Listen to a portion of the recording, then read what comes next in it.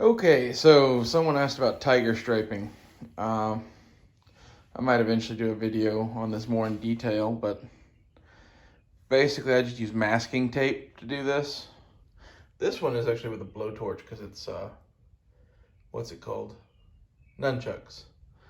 But I like to tiger stripe things, you might have noticed.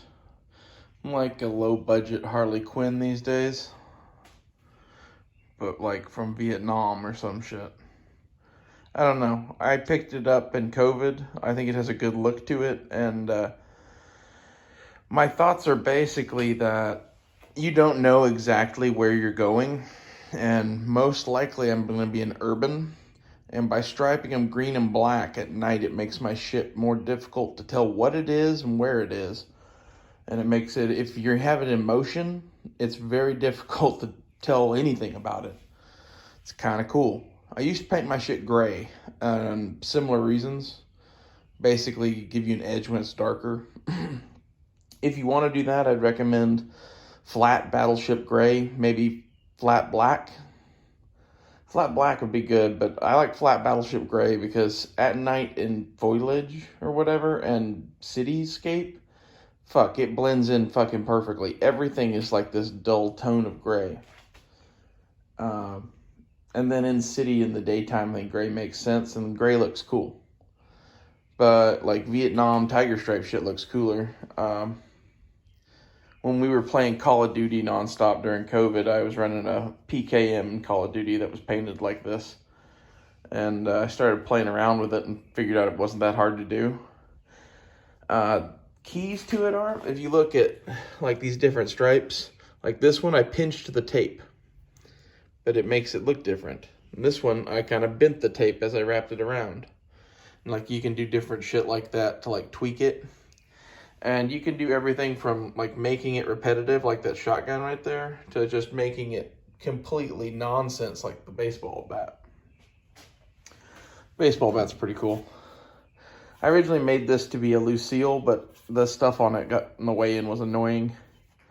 Has a round file turned into a snake guarding a jewel on top because like a fucking wizard apparently or some shit. My staff is a baseball bat. And the hammer has a smiley face for Duke. We were talking about something one day or something, and he was talking about painting a shark mouth on a shotgun, I think, and I did that to make him laugh.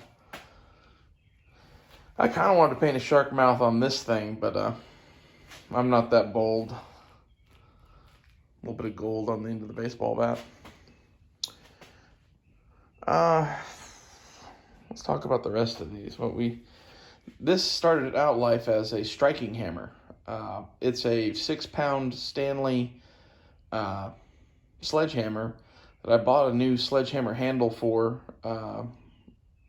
at the hardware store and cut it down to this length and blackened it in the forge and basically just turned it into a short single jack or a short striking hammer.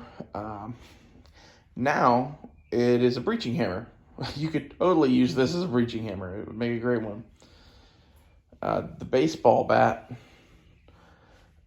is kind of a long story, but it broke and then I fixed it and then I started playing around with it and tiger striped it and then did this weird grip thing out of grip tape. And anyway, the nunchucks I made because G-Webs was celebrating nunchucks being legal in Arizona again. The Shockwave I just explained a lot in the last video. And this is the Ka-Bar wrench knife on the front here. It makes a great like parasite blade. And this is the Ka-Bar modified Tonto. So it's kind of like itty bitty Ka-Bar katana hybrid kind of thing. I don't know, I kind of like it. And the sheath I modded the fuck out of. It came with a like nylon loop on the back, and I added this Tech Lock bullshit. I kept the little nylon strap there, and then I bolted the wrench sheath to that one. I don't know. I like this kind of shit. It's like, life's short. If you don't modify shit to make you happy, why are you owning it? Like, I can see leaving some stuff alone. Like, there's, a classic Corvette or something is better left alone, right? But like a Shockwave is a blank canvas for you to do whatever the fuck you want with. Why not make it fucking cool? Same thing with the K-Bar. Like, I honestly think all of this shit would sell for more like this. Maybe not the hammer, but that face will wash off. At least the shotgun and the knife, those would for sure sell for more than they did before. Maybe if I did Cerakote instead of Krylon, it'd be better, but to be honest, they both wear. And like 6-1, half dozen or another if they both wear off slowly. Oh, Duracoat and Cerakote last longer. Yeah, that's probably true. But Krylon is cheaper and you can touch it up whenever you want at home. Like, there's a billion advantages to Krylon. I'm a fan, as you can tell. And if you want this color paint, I buy the Krylon OD Green Camo paint. They have specific paint, even like at Lowe's and Home Depot, that is Krylon or Rust-Oleum camo paint. Either one works. I like the Krylon better, and just get the flat OD Green. If you want tan like this, the tan they do is like a Desert Coyote tan. It would work well. I think they make a brown. Go nuts. If you look around on Instagram, you can see I've done some other tiger striped guns. I've done a couple different AR-15s, a couple different shotguns. I don't know. It's fun to me to like paint them up. Like, why not? It's cheap and it's like a fun hobby. Although I will say a lot of things you do decrease the value on significantly. Like, this thing kind of looks badass the way it came out. And it's a cheap Shockwave.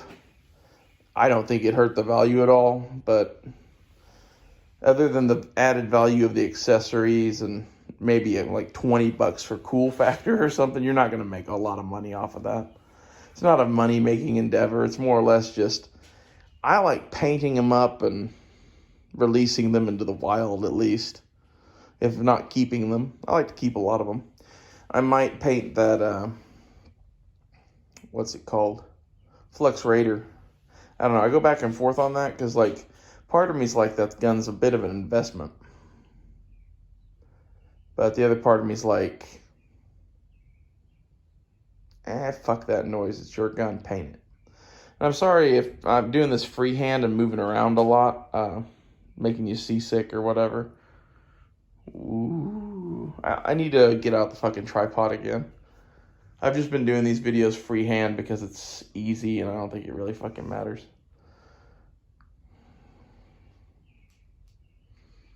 These look fucking cool.